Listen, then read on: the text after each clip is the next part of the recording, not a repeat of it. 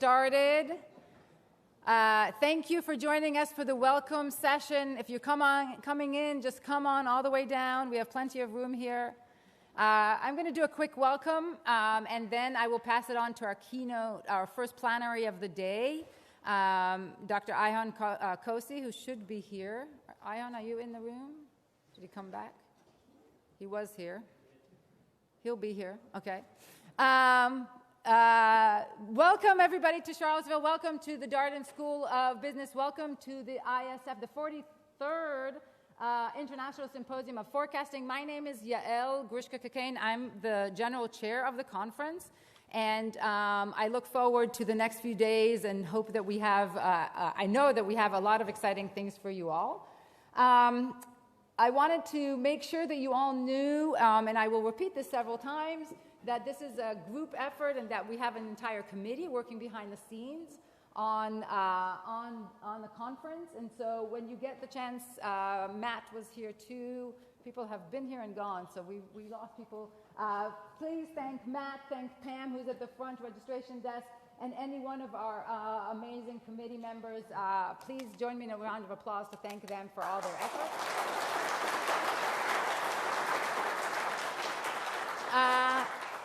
By now you are all comfortable and you are all here in Charlottesville in this venue. I hope you enjoy what the school has to offer in terms of classrooms, in terms of places to walk around, in terms of just sitting back and enjoying the conference. But if you need any directions, there are in the app that you all have installed, there are floor maps, and there are plenty of people around to guide you, and I'll show you some maps. I know it's a little bit confusing, but as we've established, by Wednesday, when you're ready to go, everybody will know their way around for sure. Okay? I also hope that you take a few moments during the next few days to enjoy Charlottesville, enjoy the beautiful scenery, maybe go and visit the main grounds in the Rotunda, the UNESCO site, maybe go down to the downtown mall and enjoy some food and some beverage. Charlottesville is a small town, but it has a lot to offer, and I hope that you find your way there. Who's been able to visit the main grounds already? Anybody seen the main grounds of UVA? Okay, fantastic. Anybody been to the downtown mall already and enjoy a meal? Okay, good. Please put tips in the apps. Use the app, the Hoover app. It's really fantastic, and encourage each other to go out and see the sites. Beyond Charlottesville, if you have a half an hour to an hour to travel, you can go to the Blue Ridge Mountains for hikes. I know that there were some folks there yesterday. You can go to Monticello, which is Thomas Jefferson's home. You can go to other beautiful sites around, and I hope you do that and enjoy the scenery while you're here. Again, tips and recommendations are encouraged, and one of the reasons that we're so happy that you're all here to enjoy the beauty of Virginia. Let's hope the rain... let's hope that we can do a better job forecasting the rain so that you can plan accordingly where to go and visit, at what time, and not get stuck in a torrential rain. Okay, I know it's a little bit confusing. I don't want to take too much time doing logistics, but I just want to orient you a little bit to where we're at. We are down here in the auditorium. This is called the ground floor, and most of everything else that you want to do during the conference is going to be upstairs and to the side, and I'll direct you there in a moment. But know that all of our plenary talks, so we're going to be back here after lunch today in the auditorium, and tomorrow there'll be 2 plenary talks, and then again on Wednesday. All the plenary talks are going to be in this auditorium, and everything else is going to be in the classrooms. There's going to be a bunch of talks in Classroom 50. Those are our practitioner plenary speakers, and they're in Classrooms 30 and 40. And then on the main floor, as you walked in, these are the main steps and the main hallway with the flags and where the coffee is, and the coffee will be there all day. You have all of our classrooms in a row. And so know that this map is on the app, and we will help you find your way throughout the school. Okay? Photius, where is the next plenary talk? Here. You're 12 points. 12 points. Okay, good. Yes, that was somebody listening first thing in the morning. We also know that a lot of you have maybe missed your bags or missed your flights, or people are without their possessions. We can help out with pointing you to great shopping, great opportunities, to try and make sure that people don't feel the lack of their clothes. Okay, so for the rest of the conference, I want to encourage you all to also join us on Tuesday afternoon. We've allotted a little bit of space in the agenda, and I'll show you the agenda in a moment. We've put some time to go and see a local museum. You can sign up for a private tour that we've arranged at the museum just for folks that are joining the conference. And we also have our gala dinner. If you haven't bought tickets, there may be a few more left, but they're kind of being snatched, so go and get them now. We have a beautiful gala dinner down at the wool factory by the Rivanna River, and that's going to be on Tuesday afternoon.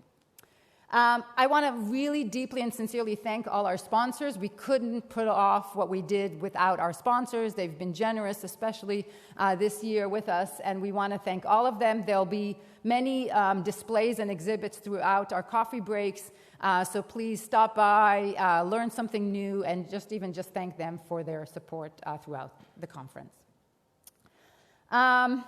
Okay. This is a lot of information. This is basically me summarizing what is in the app, and I'm not going to leave it up for too long, but I just wanted to kind of the general gist is that we start with plenaries, and then we have coffee breaks, plenty of coffee breaks throughout, plenty of parallel sessions, and just kind of keep checking in with your app to get an overview of what's going on. A lot to choose from. If you're ever in any doubt, reach out to one of the organizers and we can guide you in the right direction. And again, I hope you join us on the morning of, or on the afternoon of Tuesday to go and see the museum and the gala dinner. Okay, and so now at 8:31, just a minute late, and without further ado, I'm very, very honored to introduce our first plenary of the conference. This is in honor of Clive Granger and all of his amazing contributions, 2003 Nobel Prize winner, all of his contributions to time series analysis and to academia in general. And in his memory, this talk is given by the esteemed Dr. Ayhan Kose, and I have the honor of introducing Ayhan. Not only is he a friend and a Darden Fellow and a fellow colleague, but Ayhan is Deputy Chief Economist of the World Bank Group and the Director of the Prospects Group. He is a member of the Chief Economist's leadership team overseeing the bank's analytical work and policy and operational advice. Ayhan's CV is very impressive and way too long for me to mention here in just a few minutes, but I wanted you to know that he leads the bank's work on global macroeconomic outlook, financial flows, and commodity markets. Under his management, the Prospect Groups produces the bank's flagship reports, Global Economic Prospects and Commodity Markets Outlook, in addition to other policy and analytical publications. Prior to joining the World Bank, he was an assistant to the director of the research department and deputy chief of the Multilateral Surveillance Division in the International Monetary Fund, and he served in a wide range of roles supporting the IMF's analytical, policy, and operational work. He is a whiz and a master in the classroom, teaching our executive and our part-time students. He has written extensively in international journals and leading journals like AER and the like. He also has served in various roles in various schools, teaching at the University of Chicago's Booth, at INSEAD, Brandeis, and the like. Please, please, please join me in welcome Ayhan Kose.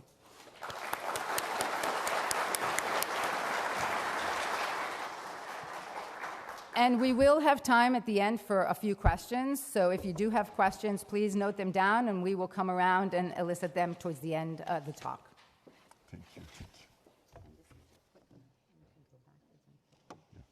Great,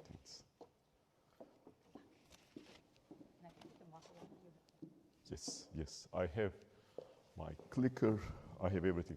Good morning, colleagues. So I see actually friends here. I didn't know that they were coming. So good morning, everyone. It is a great pleasure to be here. yes, I work for Darden. I work very closely with Yael, but I rarely come to Charlottesville. So this is a good opportunity for me. I'm based, of course, in Washington, D.C. This work is joint work with Franziska Osonge, now Sugawara, and Franz Ruch, Ulrich Ruch. And its work, of course, we have done at the World Bank. Nature of the institution has to think about growth, prospects in the long run, and of course, it has to think about, what type of growth, especially emerging developing economies, can deliver over a period of time. And the challenge is that when we think about these types of forecasts, they're always difficult, but nowadays they become much more difficult. When Yael approached me, I thought that this could be the type of topic I can talk about at this conference. And then, of course, since this is a Granger lecture, I did go back and look at Granger's contributions on this topic. I was very lucky. I met actually Clive when I was a PhD student at the University of Iowa. He visited. So Clive, of course, wrote extensively on forecasting and on long-term forecasting as well. Indeed, there was a special section of one of the volumes in 2007 of International Journal of Forecasting. And he wrote a piece with, I think, one of his students, John, on long-term forecasting and evaluation. And two things I'm going to talk about. The first thing is that, he had this, of course, a very clear mind when he thought about forecasting.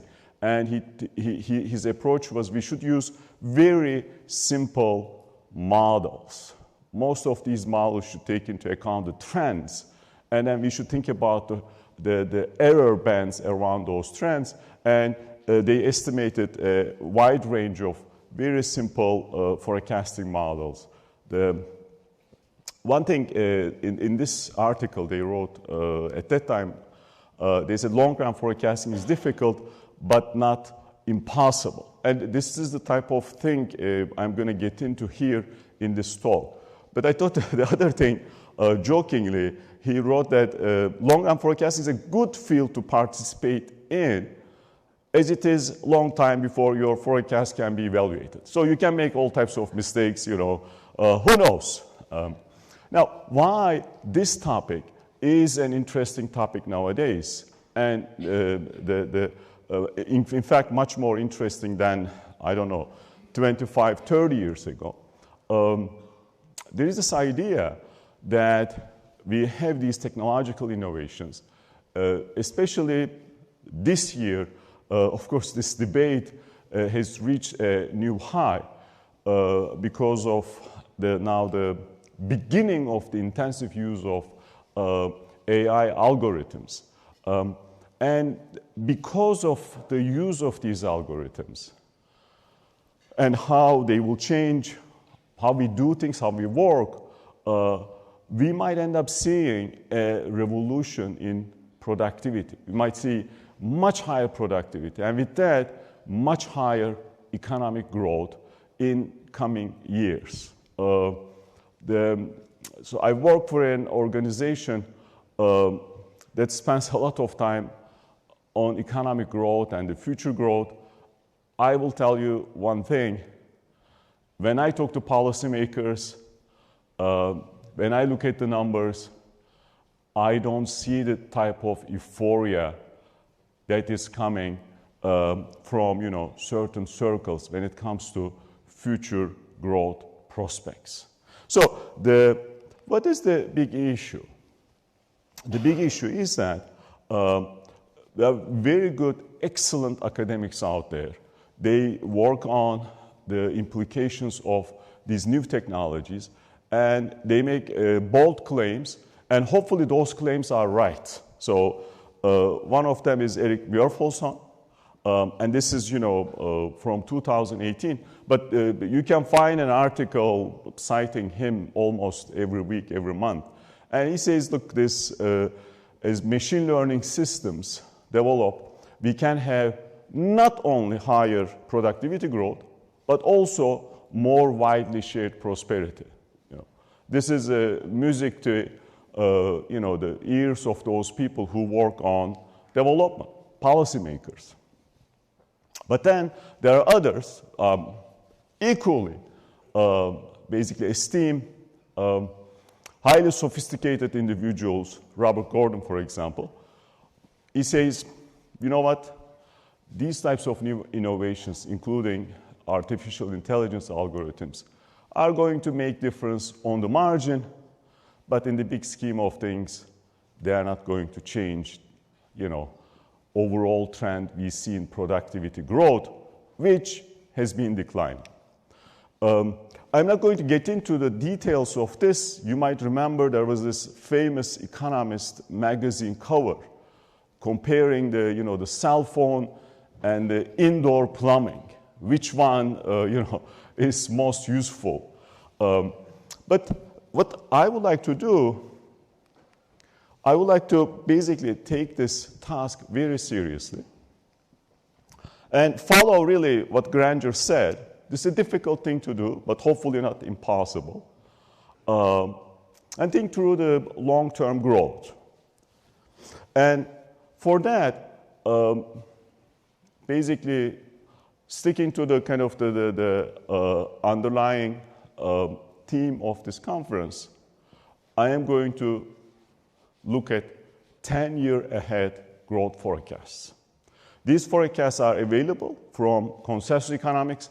I am assuming you know these forecasts, or you know the Consensus Economics, what it is.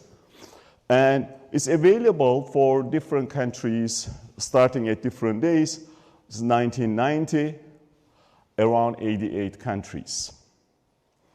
I'm going to look at how these forecasts evolved, their futures, and then what are the, basically drivers of these forecasts. And I'm going to compare them with potential growth, realized, and of course the future potential growth. And those potential growth calculations are coming from the World Bank, our own work. Okay, so this is the database, just a little bit to give you this idea. The Consensus Economics, the basically company collects the forecasts. It does it 4 times a year in the case of these, 10-year ahead. This 10-year ahead forecast actually the average of 6 to 10 years. Now,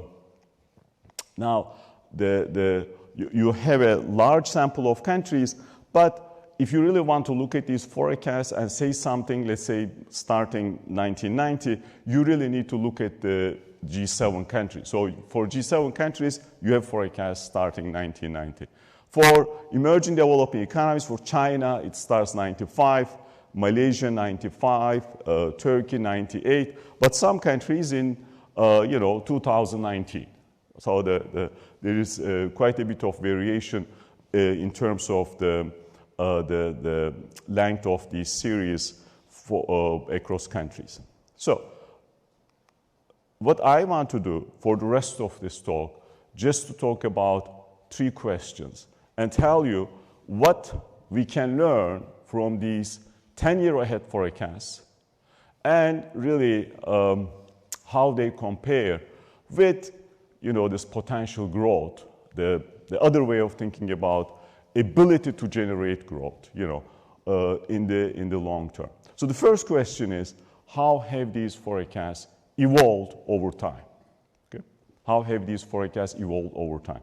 And that's to me at least, fascinating. In an environment we see incredible technological change. The second, we try to relate these forecasts to some structural and cyclical factors.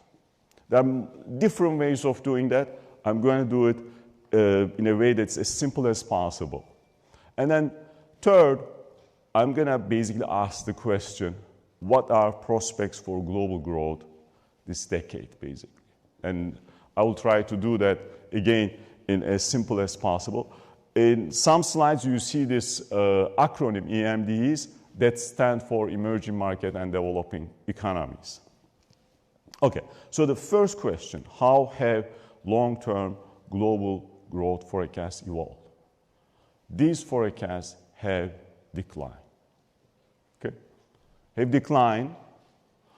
So forecasters looking at 10 years ahead, they have become increasingly more pessimistic at the global level and at the country level. Decline in long-term forecasts have been broad-based. Around 95% of countries' growth forecasts 10 years ahead decline over time. If you look at advanced economies, if you look at emerging developing economies, you see a decline. If you look at consumption, if you look at investment, you see a decline. So now I'm going to explain how we should think about it. Now, this is the global growth forecast. The consensus does not have global growth. We take the country growth and then aggregate them up. So you see what's happening. Before the global financial crisis, forecasts were actually going up from 98 to 2008. So here, 1998 tells you basically the forecast, the average for 10 years ahead. Okay, 10 years ahead. And 2008, 10 years ahead. 2023, so that's the forecast for 2033. So the forecast in 98 was around 3. 2008 went up to 3.7. Now, as you see what happened after 2008, forecasters started downgrading their forecasts in basically many countries, synchronized way. So the forecasts decline, and in 2023, that number is 2.3%. So the 10-year ahead forecast, we had 3.4 in 2008.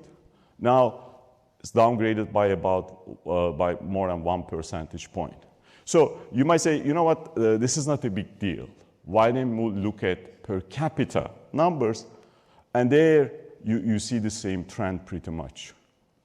Forecasts picked up before the global financial crisis, and after that started declining. Now 2023 per capita 10-year ahead forecast is lower than what was in 1998. So here you have quarter century of long-term growth forecast. Now what happened here in a nutshell, obviously in 2000s, global economy delivered one of the highest growth rates on average since the 1970s.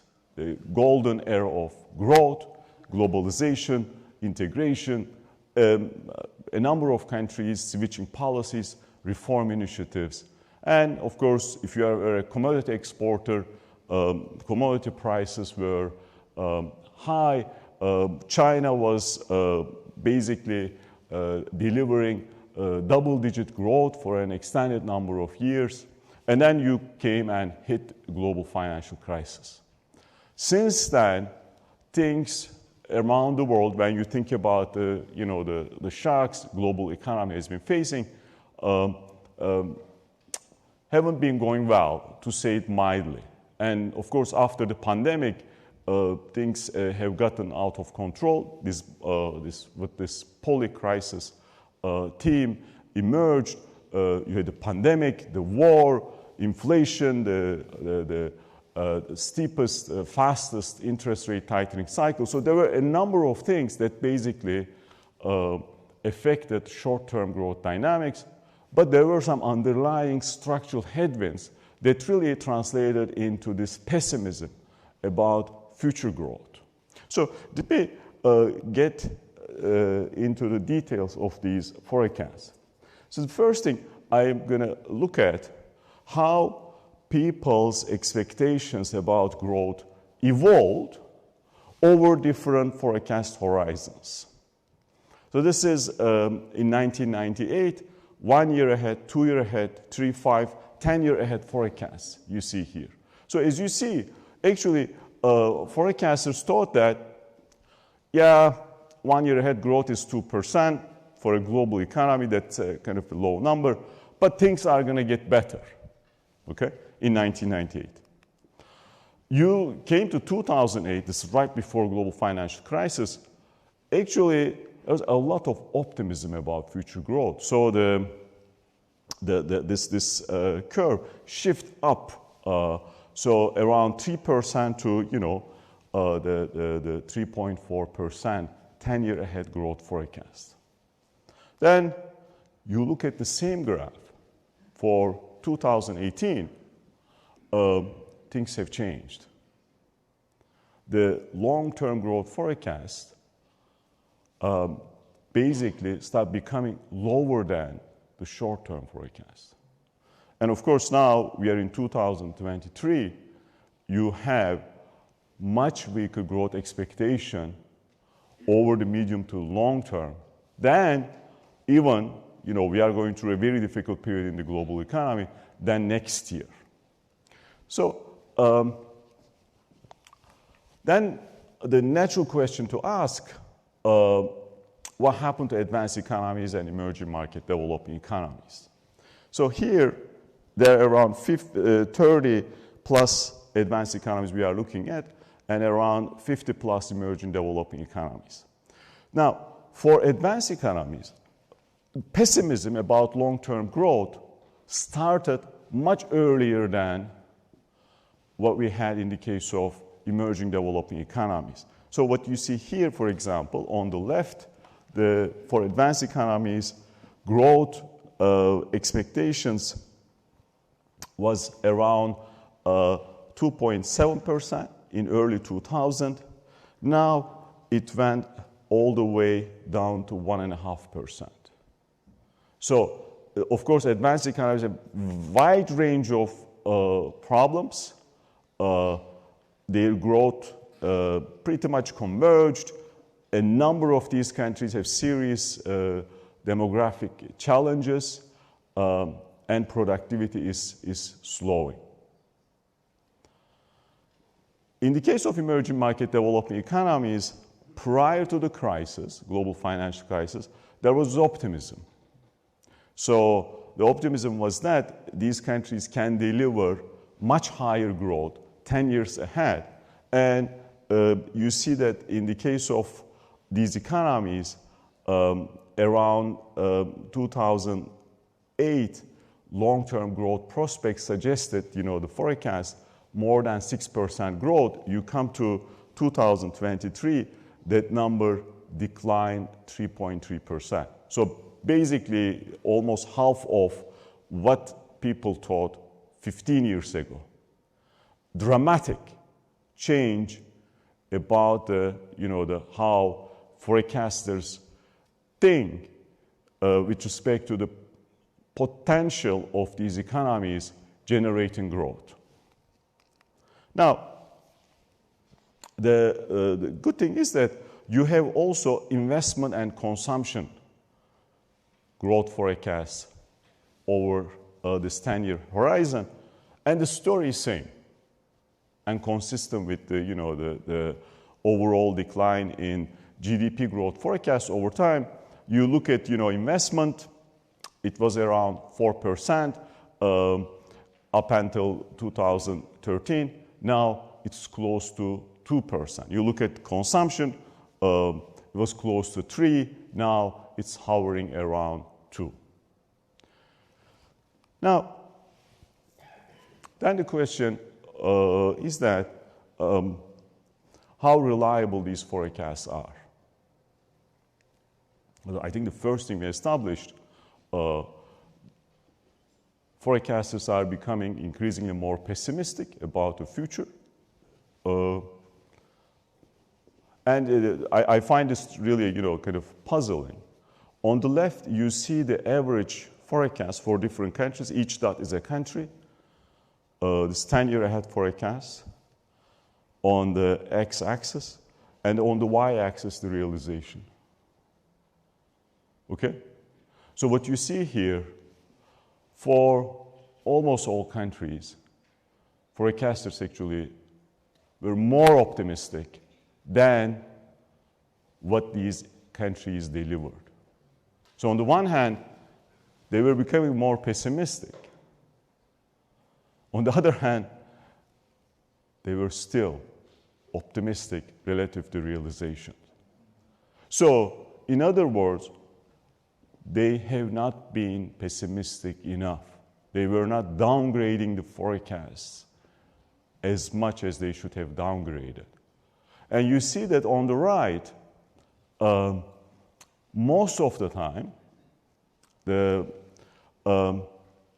forecasts were optimistic relative to the realization.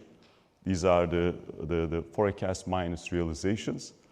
And you see these spikes during periods of global economy in stress. In 2001, there was a global downturn. 2009, there was a global recession. Of course, you are not going to, forecast global recession in 2009. And then, of course, 2020, you have the pandemic.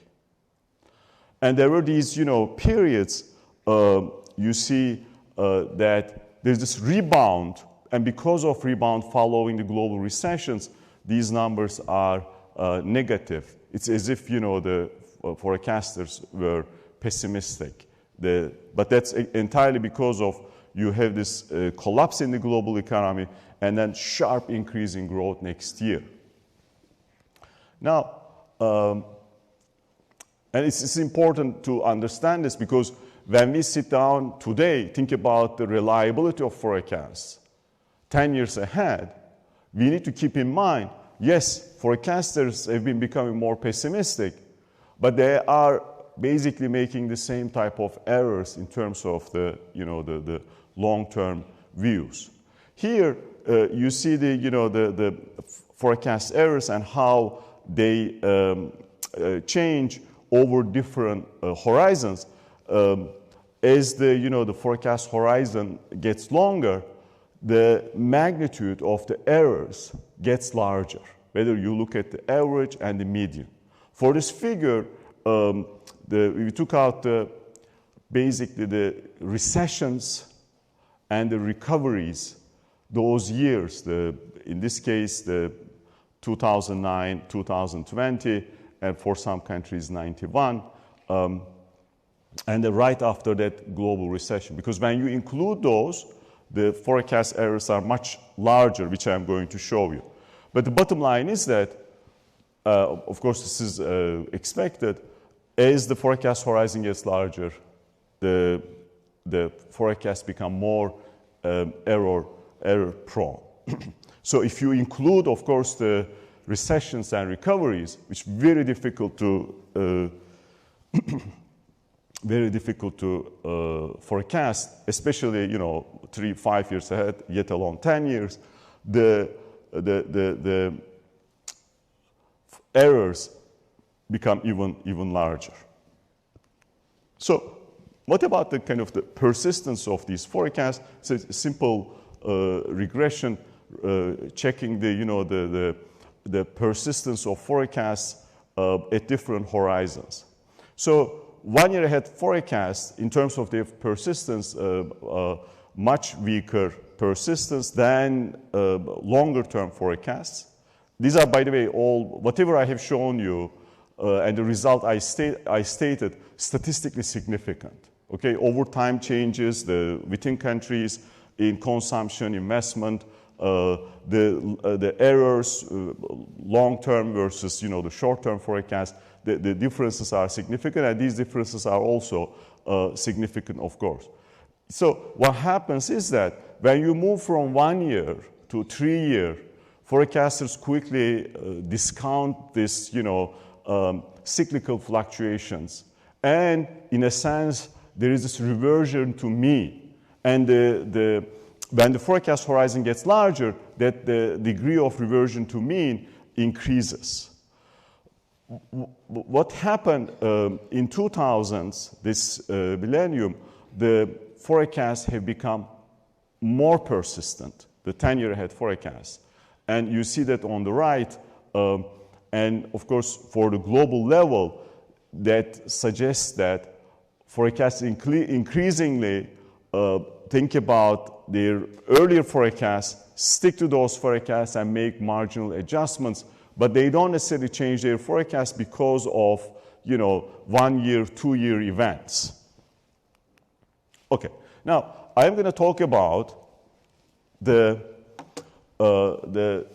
types of variables we think that are related to long-term growth forecasts. And there are some structural variables and there are some cyclical variables. As I said, there are many ways of thinking about how to do this exercise. In this case, we are running simple panel regressions of these forecasts on some explanatory variables with, some fixed effects. So it's a very simple, straightforward exercise. I think the Monday, 8:30 in the morning, that's as complex as it gets. So what are the kind of structural factors one would like to think about? Some of these factors relate to, of course, convergence. And they are useful to look at these because you want to say, these forecasts are sensible. They have some resemblance to predictions of, the economic theory. So the first thing you do, you say, let me look at forecasts for countries at different income levels. So we know from standard growth theory, if you have lower income level, you expect to grow faster. So that's the idea of, catch up, convergence. Now, the good news is that we see that in these forecasts. So the forecasters are able to see, okay, there is convergence. Countries with lower income level have the potential to deliver higher growth rates. Now, and the difference is quite large when you look at, this the figure on the right. The typical lower middle income country over a 10-year forecast horizon expected to deliver on average around 1 percentage points higher growth, if not more, than a typical high-income country.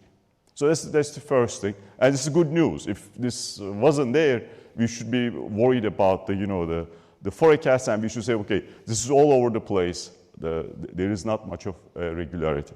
So the second thing is that whether population growth makes a difference. And this is an important issue given that in some countries we see very sharp slowdown in population growth. In some countries, declines. And you basically learn these demographic changes have huge implications when it comes to delivering growth, because you need basically the kind of the labor force to produce more.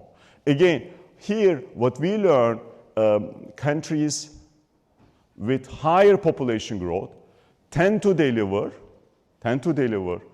on average higher long-term growth forecasts, or the forecasters see them as the countries with potential to deliver higher long-term growth.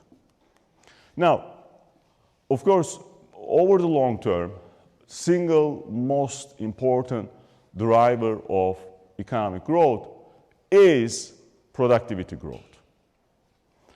The good news is that there is strong association between productivity growth a country delivered in the past and 10-year ahead growth forecasts. Okay, and of course the big problem nowadays, we do not see these new technologies translating into higher productivity at the aggregate level, and that's a huge challenge when we think about, how to interpret these forecasts. So I think I established one thing so far. When I think about basic structural factors, whether they relate to long-term growth forecasts or not, they do relate to long-term growth forecasts. They are associated. Associations are significant and positive. So these forecasts are telling us something that has foundations in standard economic theory. And that we should be happy about that because, I am working on, 1 year ahead growth forecast every year. And whenever I try to talk about these things with policymakers, it's difficult to convince that we have a credible case. But this 10-year ahead forecast, the fact that they have some resemblance to the predictions of economic theory, that's good news. Now, I already talked about one thing, this persistence issue. So the fact that persistence is high should tell us that these 10-year ahead forecasts are not necessarily influenced by what? Short-term changes in the economy. Here we looked at two things, output gap and growth surprises. Surprises, basically an economy delivers growth higher than what was expected. And there is statistical association, the positive, when you look at the output gap, a little bit maybe the growth surprises. But in terms of information content, it is much smaller than these structural factors. As I said, there are different ways of approaching this. You can say, let me look at, growth surprises over the past 3 years. So a country surprises on the upside 3 years in a row, then of course, the forecaster might say, you know what, I need to think about my 10-year ahead growth forecast. There is this constant surprises. Maybe there is some structural change in this economy. We have done those types of exercises, but the bottom line is that these long-term forecasts are not affected by these short-term changes, as much as one would think they would be affected. Now, when we think about, and this is related to what I said, so when we think about 10-year ahead growth forecasts, what is the most informative variable when we just think about the economy's performance? So if you take 10-year average growth and then the growth in the previous year, of course, the previous 10-year average growth gives you a much larger impact in terms of ability to forecast 10-year ahead growth. And you see it here, how this, the coefficient is much larger, significantly different. And if you look at, basic R squares, etc., explains a larger share of the variance. So the forecast, if you would like to have informative forecast, you would like to basically, for the long term, you would like to look at the kind of the longer period behind you in terms of how much the economy has delivered growth. Okay. I'm going to now talk about the growth next decade against this background. I've already established one thing. The forecasts are becoming pessimistic. While they have been becoming pessimistic, there are still errors in these forecasts. So there is this optimism bias. That bias is larger as the forecast horizon gets longer, okay? Gets longer. And the second thing we established, there is positive association with the underlying structural factors we think relevant for long-term growth and these long-term growth forecasts. So, what are the prospects for global growth next decade? Let's talk about this one. Here, I want to compare these forecasts with potential growth. And the potential growth is something, very useful, whether you do policies over the short term, formulate, if you do policies over the long term, you would like to have a very good understanding of potential growth. If you're a central banker, potential growth, where you are relative to potential output, the very important metrics when you make policy decisions. If you think about, development policy, potential growth is critical in terms of, fiscal policy decisions, long-term planning, whatever. So this is the maximum growth rate an economy can deliver using all of resources, full employment, full capacity when it comes to, of course, the capital stock, without triggering inflation. You can't go above potential over short time periods by, stimulating the economy, but then, of course, you might end up with inflation. So this is like an economy's speed limit. Why this is so important? In this context, because these long-term growth forecasts can be considered as subjective assessment of potential growth of an economy over a period of time, okay? So now, of course, it's a wonderful variable, but it's a latent variable. So we need to estimate that variable. In the World Bank, there has been a huge effort to put together a potential growth database, and this database uses multiple measures of potential growth. Here I am going to use one measure that's based on production function. What's nice in this database, it has, of course, 6 different measures, and it has the forecast of potential growth over this 10-year horizon. So the first thing is that if we look at the actual growth and potential growth for the global economy, advanced economies, emerging developing economies, and what happened from 2000 to 2010 versus 2011 to 21, growth has declined. These are, basically actual growth, the realization, potential growth is the estimation, okay? Now, here we have also the forecasts for the rest of this decade, as you see, and across the board, pretty much growth is expected to slow down across the board. Growth is expected to slow down. Now, why? So if actually growth is expected to increase, that will be a huge surprise.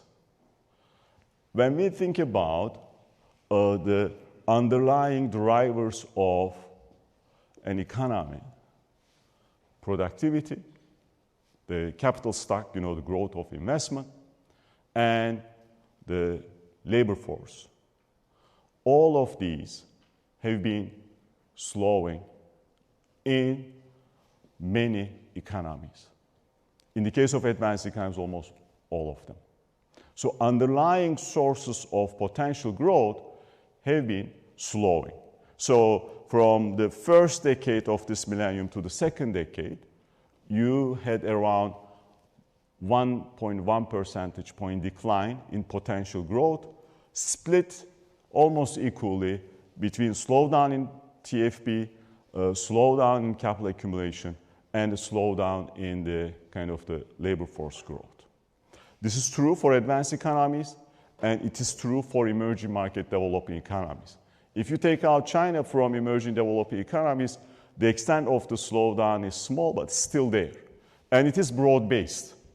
The majority of advanced economies, the majority of emerging developing economies experienced slowdown in potential growth. And in the middle, you see the TFP growth that has been slowing and slowing sharply. And on the right, you see the working age population as a fraction of total population. And this red line tells you the huge problem advanced economies have. They have increasingly facing the problem of finding labor. In the case of emerging developing economies, they had demographic dividend up until around 2010s, but demographic dividend now flattened. At the aggregate, emerging developing economies also facing a basically turnaround when it comes to the demographic prospects. So what about the numbers? From 2010 to 2022, which includes the pandemic, okay, it's very important. Average growth at the global level was around 2.9%. For 2023 to 30, consensus forecast suggests growth is going to be around 2.5. If basically we take out the error, there's optimism bias, that number goes down to 2.2. And that's exactly the potential growth forecast. Okay, on average, at the global level. This is quite remarkable. But one thing we need to remember, these forecasts never assume that there will be another big shock, like the global financial crisis or pandemic, or you will have a war in Europe. So if things are smooth, we will go down around 3, close to 2, which is a big number, 1 percentage point. What about the US? The US economy has been extremely resilient. It has been by far one of the best performing advanced economies in the world when it comes to economic growth over a very long time period. From 2010 to 22, growth was around 2. Now the forecast for the rest of this decade is 1.7. If you correct it for this optimism bias, it's around 1.5%. But again, for an advanced economy that's growing around 2%, that number going down to 1.5% is a big, big slowdown. Now, very briefly, these long-term growth forecasts for different countries and how they have evolved over time. And this is, I think, important to think about. This is US, Euro area, Japan, China, India, and Brazil. So in 1998, these are the numbers. We came to 2008, and you see actually for the US, there was optimism. Euro area, Japan, pessimism already there. For China, India, Brazil, there was optimism. There was the idea that these countries are going to deliver higher growth. You came to 2018, across the board in all of these economies, 10-year ahead growth expectations decline. Now, nowadays, those expectations were even downgraded more relative to 2018. These are the yellow tickers, except India. India has been able to maintain the growth expectation when we think about 10-year ahead growth. So it is not just the aggregate number. When we think about big advanced economies, when we think about big emerging markets, there is this pessimism. So how should we reconcile this pessimism with respect to long-term growth forecasts with the euphoria about new technologies? Now, the first observation might be, forecasters are economists. They have a good sense of potential growth. They have a good sense of productivity. They understand demographic forces. And they see that investment growth is slowing in the aggregate around the world. So they see underlying potential growth drivers are weakening. So they adjust their forecast. That's one explanation, hands down. And that's, consistent with the story I have. A second explanation could be, and this is a kind of the measurement problem story, we just don't understand the impact of productivity growth. We are unable to measure it well. It's like the Solo's observation. Computers are everywhere, new technologies are everywhere, except in productivity statistics. Now, the third explanation, there is this new technologies, but it takes a long time for them to penetrate, and they become general purpose technologies. Electricity, cars, it took a while for us to really adopt and use them and get the full benefits as a society. If they become general purpose technologies, we will see a much larger impact. Okay? And these are the arguments actually these techno-optimists advance. And then of course there is this other argument. Yes, maybe these new technologies translate into higher productivity and higher growth. But underlying forces that drive growth, weakening. And that as these forces become weaker, they dominate the gains associated with these new technologies. So which explanation is the right explanation? It has to be seen. I hope that the third one is the right one. And over time, we see the productivity revolution and things are going to improve. So I focused on 3 questions. Let's face it, this is an easy talk for me to give. As Granger said, this long-term forecast, it's a good idea to be involved. It takes a long time for someone to check the accuracy of your forecast. So how have long-term global growth forecasts evolved? They have been declined. They have become more pessimistic.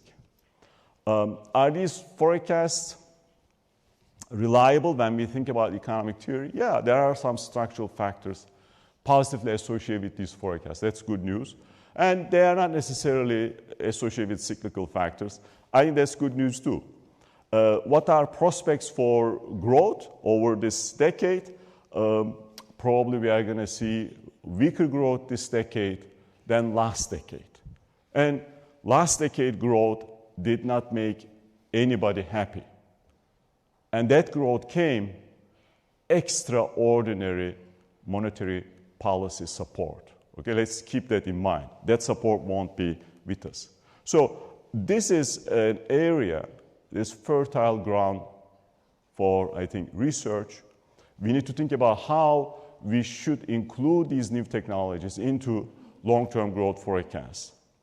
I talked about, the global forecast, the advanced economies, emerging developing economies, but there is a huge, huge benefit to think about how these growth forecasts evolve at the country level and the sectoral level, because those are the ones that can help us basically bring more information from this new technology angle. And then we should compare these forecasts with other model-based predictions. There are these large models researchers use, the large versions of CGE-based models, the dynamic general equilibrium models, and you see applications of these by consulting companies, etc. So we have done extensive work on these issues. I invite all of you to visit the Prospects Group webpage. And any questions, comments during the conference, if you have ideas, I'm happy to talk to you. Please come and talk to me. This is, of course, kind of a downer talk at the beginning of the conference, but we should be optimistic about the future, and that's the only way to do even better. Let me stop there. Thank you.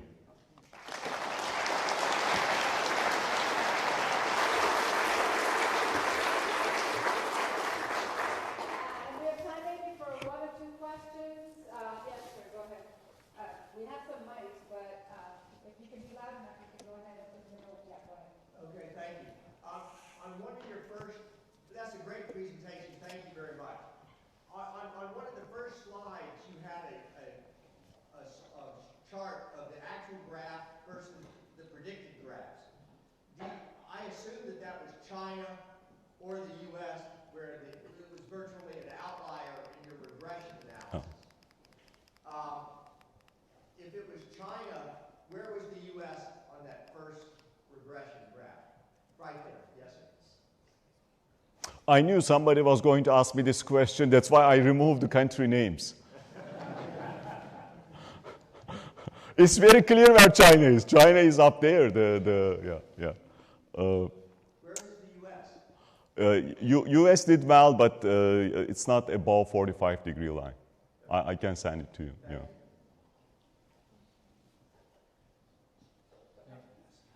All right, so thank you very much for a fascinating, slightly interesting talk. Could you go at one slide, please? Next. Yeah, exactly that one. I see that all the medians are systematically below the average. So I'm wondering, does that mean that the spread is in a way that there's a few very optimistic forecasters that pull up the average? Wonderful, thank you. So seeing that the median is below the average for all four bar plots, does that mean that there's a few very optimistic forecasters that pull up the average? And that said, does it make sense to summarize these forecasts not using the average but the median, and would then that make, like the slide before, look a little better, that with the dots being closer to the diagonal? So completely agree, especially the one on the left. If you do it with median, you see more countries above the 45-degree line, but that doesn't change the underlying result. 85% of countries below. So that optimism bias is there, whether you look at the median or the average. Yeah. Really enjoyable presentation, thank you. So I'll go back to the cross plot that you have here. So thinking about this in terms of standard Mincer-Zarnowitz analysis of forecasts and actuals, it suggests, of course, that there's a bias, and because there's a bias, that implies there's room for improving the forecast. So one of the interesting things to do with all of this data that you've collected on actuals and forecasts would be to see the extent to which you could actually improve the forecast just based on that information. And that turns to a second question, which is it'd be very useful to have information about the uncertainty associated with this, both the ex-ante uncertainty that you expect with the forecasts or the forecast errors, but then the actual sort of variation that you experience with the forecast errors. Because those are standard tools for us in forecasting for analyzing and improving the forecasts that we work with. So your points are very well taken. And my answer to you, we have not done those.